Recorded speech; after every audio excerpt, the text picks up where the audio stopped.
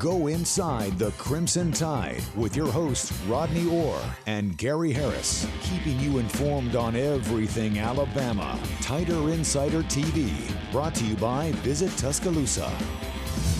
Last week, Meshack won it for Tennessee.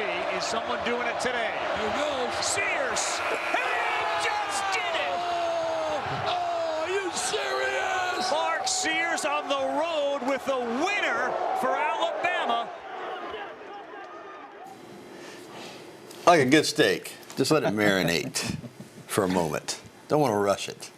What an afternoon Saturday down at Neville Arena in Auburn. Good evening, everybody, and welcome into the latest edition of Tider Insider Television, brought to you by Visit Tuscaloosa. Alongside Rodney Orr, I'm Gary Harris. T.I.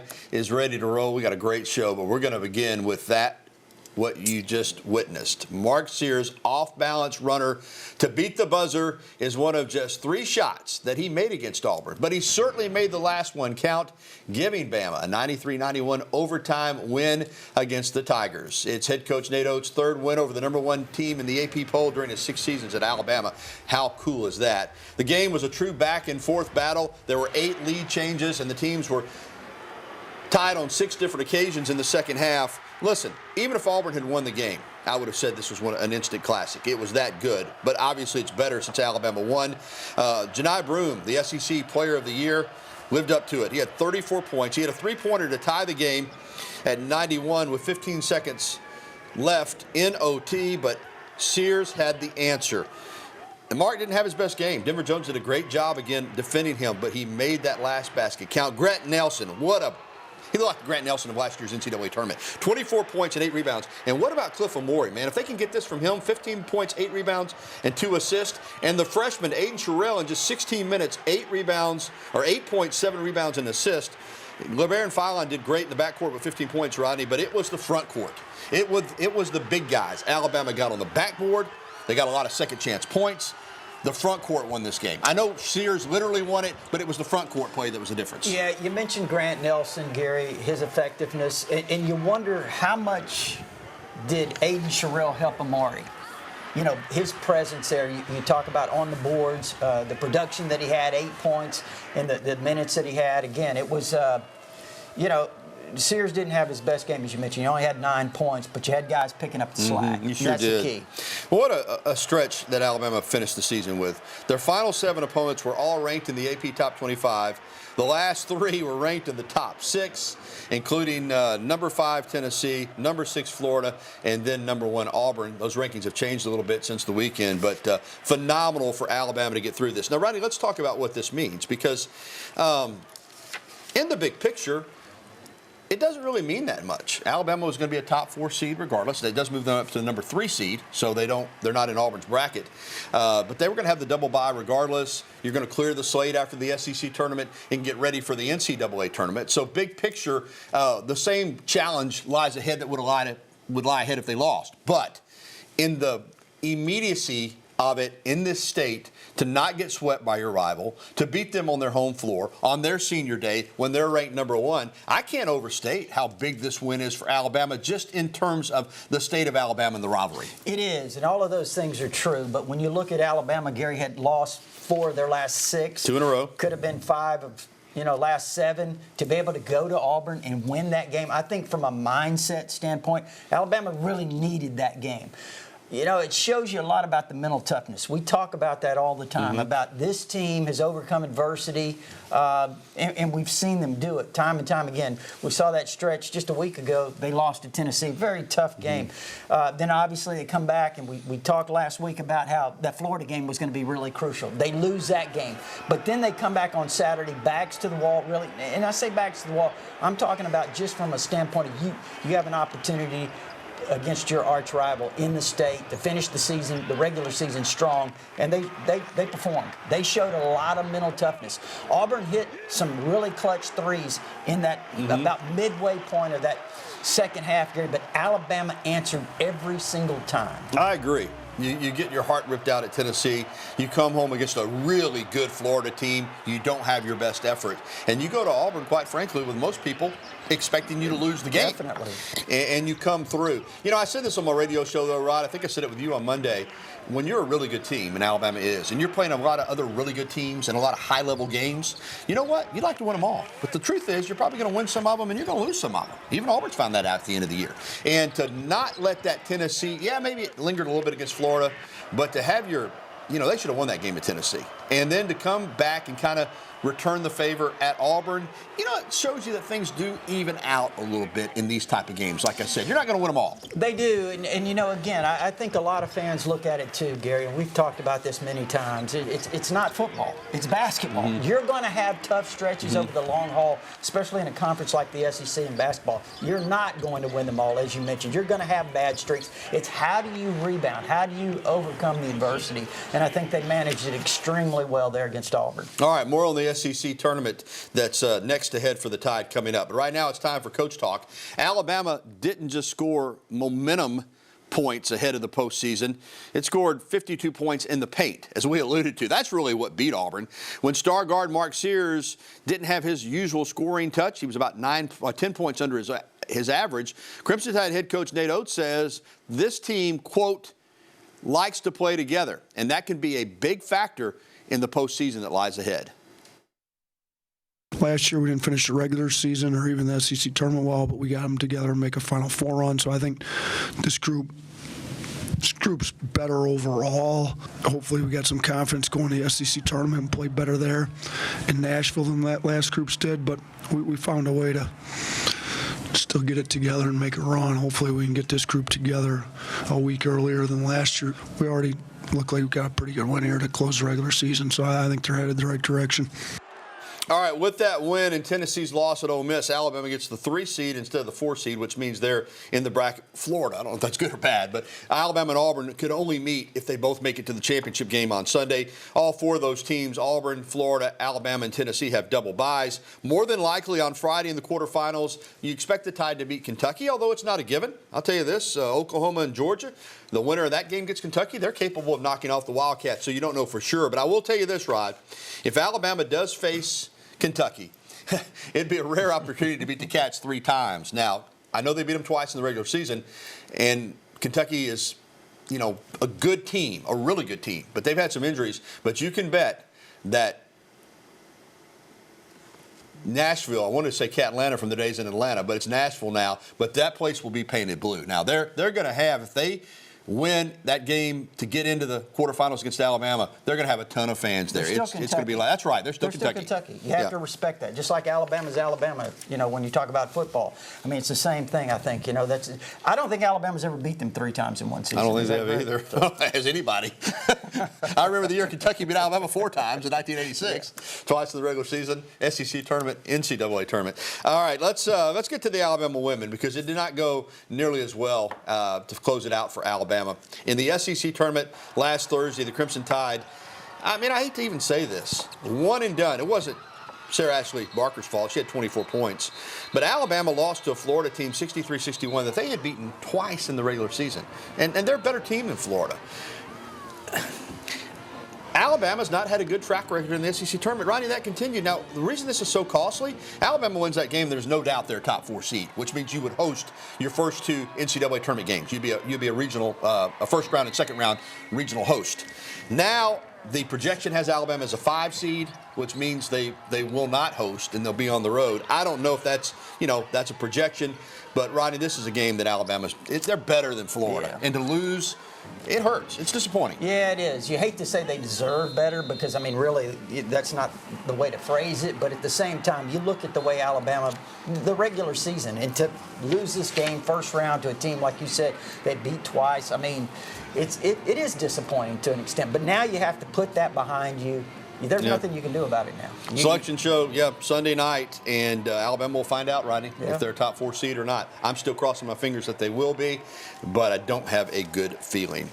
So we'll see what happens. Though I still think Alabama's got a really good team. So whether they're hosting in Tuscaloosa or they're playing somewhere else, I think they could win a couple games or more, but they'll have to play better than they did in that SEC tournament game. They did not play well. And give Florida credit for that, but Alabama did not play well. All right, still to come on Tider Insider Television. Alabama football wraps up its first week of spring practice. Rodney will have his main takeaways after 3 practices. They're off this week for spring break. And find out which position group has made the best first impression on new offensive coordinator Ryan Grubb. We've got that for you coming up. And just a little bit later on, we'll be taking your phone calls, answering your emails. The phone number is always 205-348-WVUA. That's 348-9882, area code 205. You see your email address on the screen. We'll be right back with the only show that takes you inside the Crimson Tide. The award-winning Tider Insider TV will return after this.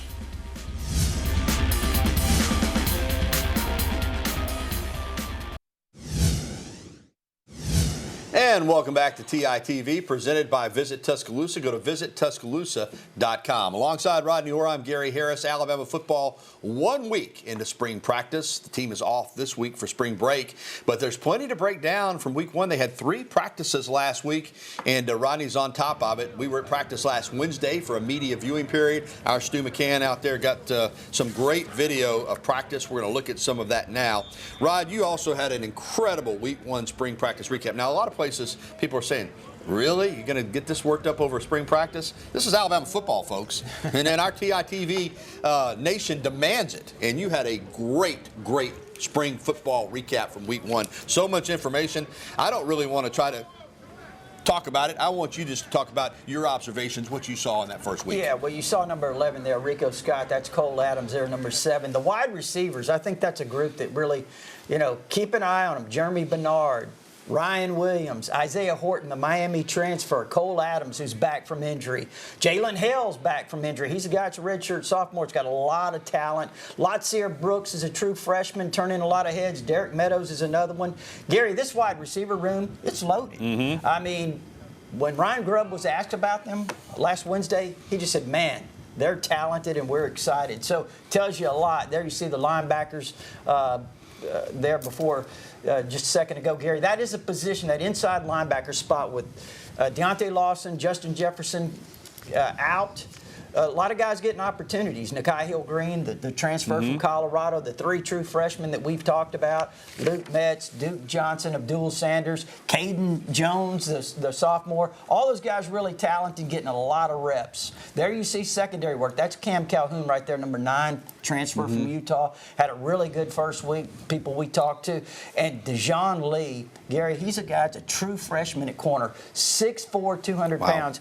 He's a rave that first week. A lot of people talking about Dejon Lee and the impact he might be able to have this year. Let me ask you this. Coach Saban would always have one practice. He would get them together before spring break, have one practice, go over everything he wanted done during spring, and come back with 14 practice afterwards. This is 3 practices. That's a pretty good amount of work. Do you worry about them not retaining that after a week off? What do you think of having 3 full practices and then breaking for spring break? Here's the way I look at it, Gary. It's really all about the mindset. I mean, what is the mindset of this team? When you talk to people before spring practice started, there was a lot of excitement. They had a great fourth quarter program.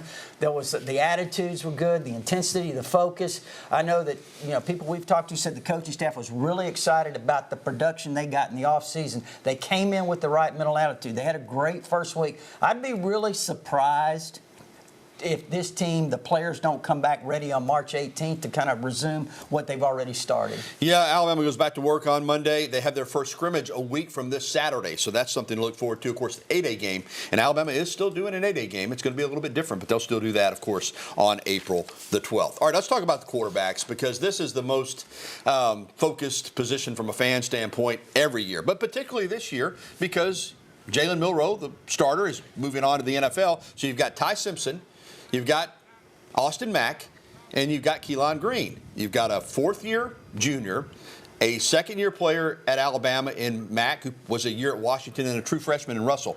How do you see this quarterback race shaking out? Again, it's early. All of them going to have their opportunities. There you see Ty Simpson.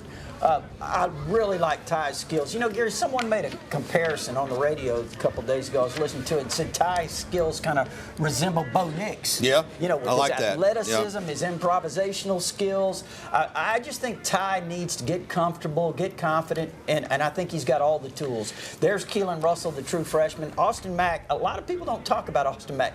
Gary, number 10 right there, when you step out on that practice field, he stands above everybody. He's 6'6". He's 6'6". Woo. I mean, so I think they've got 3 really talented guys. None of them have a ton of experience. I mean, obviously, Russell's just had a couple of practices.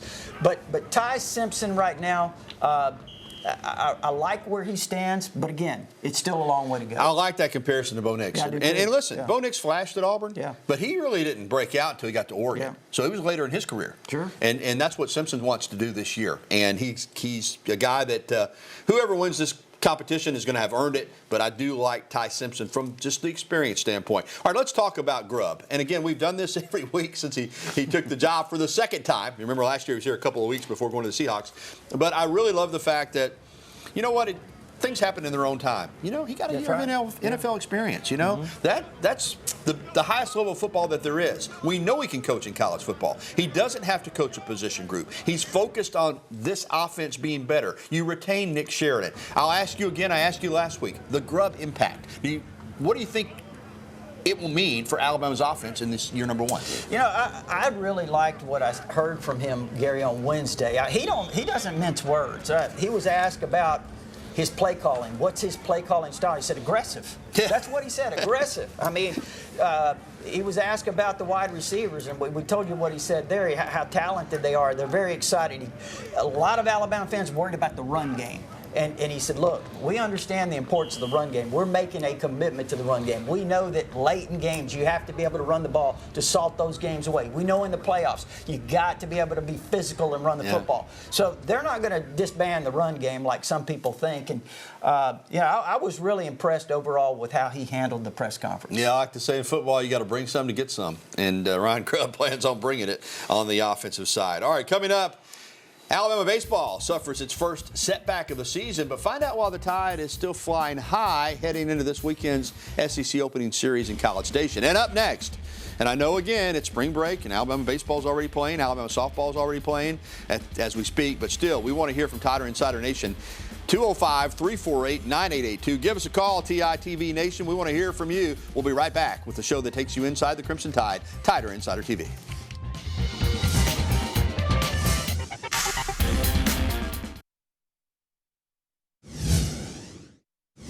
Don't you just hate it when people tell you, Rodney, all good things must come to an end?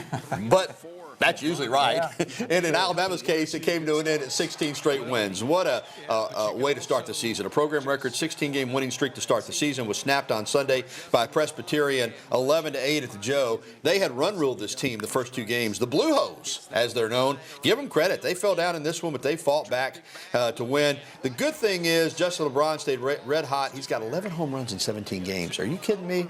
And I liked what Coach Vaughn said after the game. He said, hey, man, we didn't earn it. You got to look yourself in the mirror and say, they were better than us today. That's how you get better. You don't want to be in denial. They're playing UAB tonight. It's 1-0 Alabama in the top of the 4th, and they open SEC play in College Station against preseason number 1 Texas A&M this weekend. The weather's going to be good out there, too. It's probably a good weekend to be away from Tuscaloosa. We're expecting bad weather on Saturday. All right, let's get out on the phone lines, and our good pal Rick over in Brent leads us off. Hey, Rick. Hey, how are y'all tonight? Doing great, buddy. Great. Wasn't that a great win Saturday? Good as it gets, man. It reminded me of Stanford in 2004, but what is Nate Oats' record against Tennessee, and how many have they won in a row? Yeah, it's 3-5, and Tennessee, I think, has won 4 in a row. Oats got off to a good start against Tennessee when he took the job. But, right now, lately, Tennessee's had Alabama's number. Tennessee had a lot of people's number. That's a really good program. But, of course, that last game, if Alabama wins that, it's 4-4. But he's 3-5 against Tennessee. But who knows? Maybe he'll get a crack against the Vols in the SEC championship game if Tennessee comes out of that bracket and Alabama makes it to the final, or possibly they could even see him in the NCAA tournament. All right, thanks for the phone call. We want to get more phone calls and still to come on Tider Insider Television. Give us a ring, 205-348-9882, or you can email us as well. More viewer interaction when we return after this.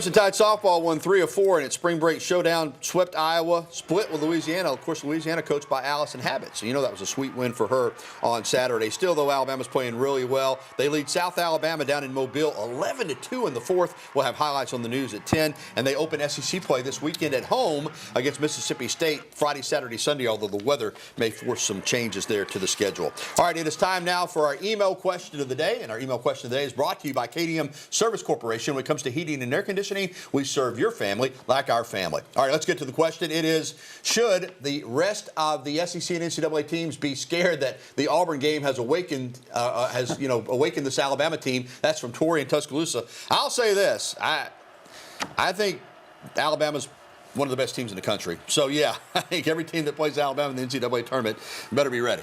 They better be. You never know when a game can kind of propel a team. There's no question about that. I mean, again, you still have the SEC tournament, then you get into the NCAA tournament. But certainly, I think from a mindset, Gary, it was a big win. It certainly was. Now, though, like we said, you clean the slate.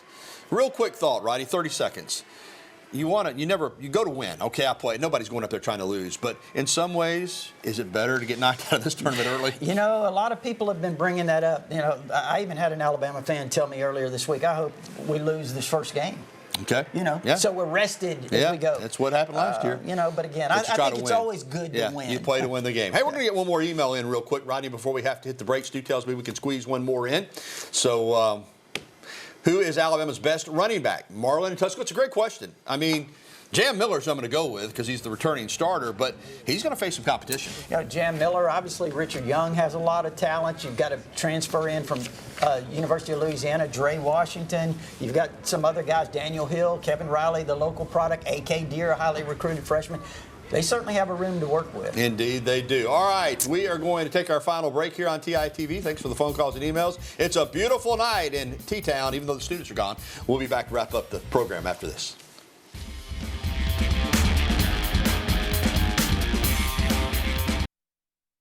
Programming note, Alabama gymnastics coach Ashley Johnston will join us next week in studio to preview the SEC championships. That's going to do it for this edition of Tider Insider TV, brought to you by Visit Tuscaloosa. Don't forget, if you missed any of tonight's show, you can catch the replay at 10:30 following the news at 10 or online anytime at WVUA23.com. We're going to leave you tonight with one more look at Mark Sears' game winner. Play Beat the Buzzer and take home the W. For Rodney Orr, I'm Gary Harris. Thanks for watching, everybody. Have a great night.